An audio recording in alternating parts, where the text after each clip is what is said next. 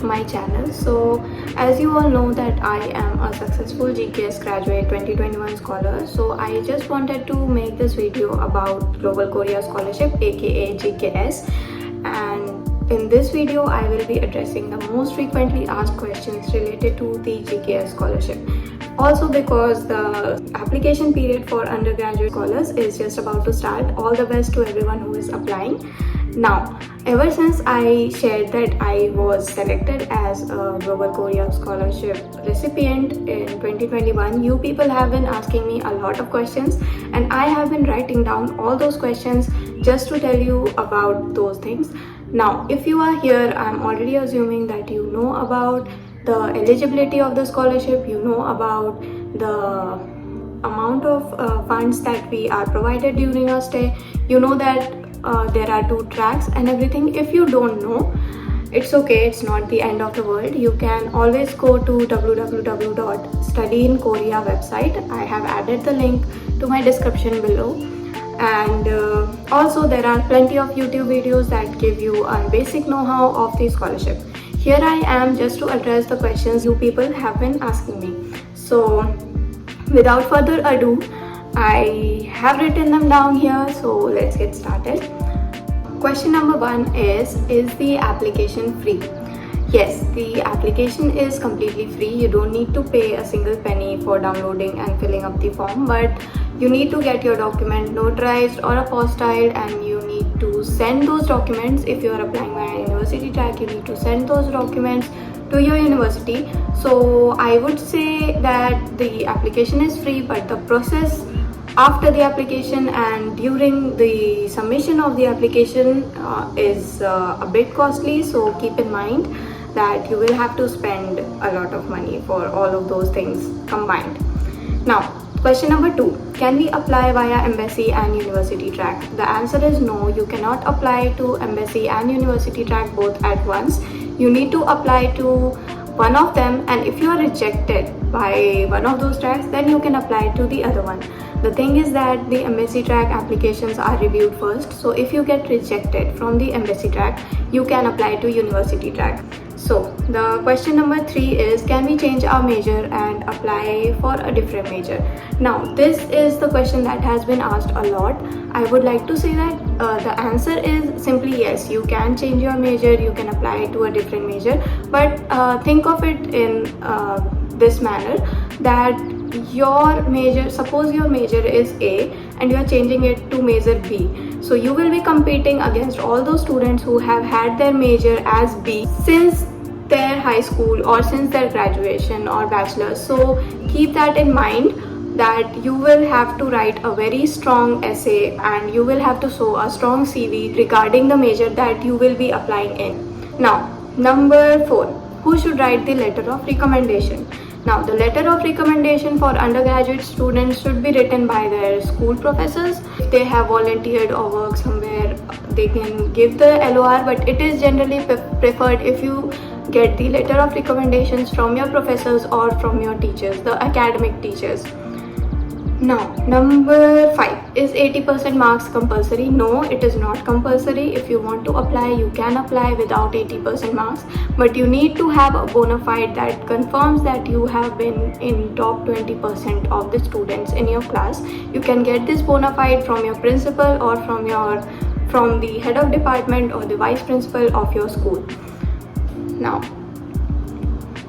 number 6, is the language certificate necessary? This is also another one of the very much asked questions about the language certificate, TOEFL, IELTS or TOPIK. I did not have TOPIK, but I did have a TOEFL score of 105 out of 120. So I would like to say that the language certificates are not important, not compulsory. You can apply without those certificates, but they will be preferred. Like a student with a language certificate will be preferred over a student that does not have a language certificate if they both have same resume and same credentials. So keep that in mind. Now, if we get rejected for undergraduate, can we apply for graduate? Yes, you can definitely apply. You can complete the undergraduate in your country or somewhere else and you can apply again for graduate scholarship. There is no problem, just the timeline will differ, and if you are rejected in undergraduate, you can work hard during your graduation, and then you can apply for your masters through GKS. There is no problem in that. Can we apply for GKS again after graduating with GKS? Yes, you can, but there is a specific criteria for those students who wish to apply for GKS again. There is a marks criteria. You can get this criteria in the application guidelines. In the same guidelines, they have a section specially for those scholars who wish to apply again for this scholarship. Now, number 9, 1 year of language program. So if you have known about this scholarship, you know that the people who do not have topic scores like me need to attend 1 year of Korean language classes, which is fully paid by need. So first question was, do we need to apply for that too? No, you do not need to apply for the language program. NEED selects the institute and NEED does everything for the language classes. Do we need to pay for our classes? As I mentioned, we do not need to pay for the language classes.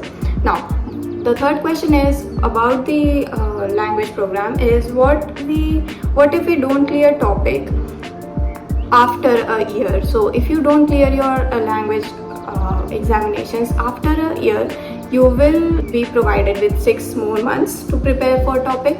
Like the minimum topic level that you should be clearing in a year is level 3. If you don't clear it, your scholarship will be cancelled. Question number 10 is, what about the quota? Is it fixed? So if you know about the scholarship, you already know that every country and every university has a particular quota around which the candidates are selected, but this quota is not fixed. Every year it changes. If the government, the NIIED, finds no candidate worthy of the scholarship, they would not take anyone, and if they find more students worthy of the scholarship, they select all of the students. So the quota is not fixed. If you ask anyone about the quota, it is not fixed. Even the quota that is written in the guidelines keeps changing, so keep that in mind as well. Now, about the interview, was the interview tough? About the interview, I would like to say that I was from university track, so I had my interview from my professors. Actually, I had my interview even before I applied for Global Korea Scholarship, but I do know from the people who had their interviews for GKS that the interview questions for embassy track are rather general. They are not very specific for undergraduate students. They just ask you about why you selected Korea and why should they select you instead of other students and questions like that. You can find those questions online as well. But for university track and for graduate students, the questions are somewhat specific related to the field, since our potential professors take our interview. So the questions are related to our major as well. Okay, so now number 12 is it compulsory to contact professors? So for graduate scholarship, I know this is a question of interest for graduate students, because for PhD, I contacted my professor way before the scholarship started. I talked to my professor in October and the scholarship started in February. So I contacted my professor because for PhD, you need to have a supervisor. But if you contact your professors and if you write a specific statement of purpose and personal statement, your chances of getting selected will be higher.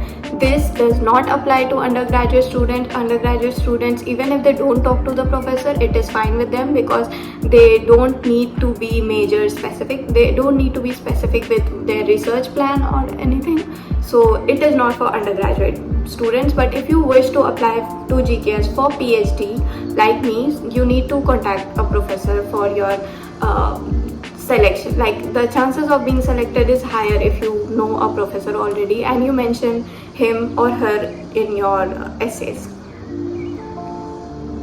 Now, number 13, undergraduate degree or graduate degree. I cannot comment on this because both the degrees, the scholarship for both the degrees is similar. I don't think it is tough for one of the degrees and easier for another degree, but I would like to say that for graduate degree you need to have even more experience, because for undergraduate degrees you are applying after school, but for graduate degree you are applying after your graduation or your masters. So it needs a resume that has more experience and more specific talks about your research interests and your motivation and your past works. So those were the questions that I had, and if you have any more questions you can comment down below and let me know, and I will be making a few more videos regarding GKS, so stay tuned.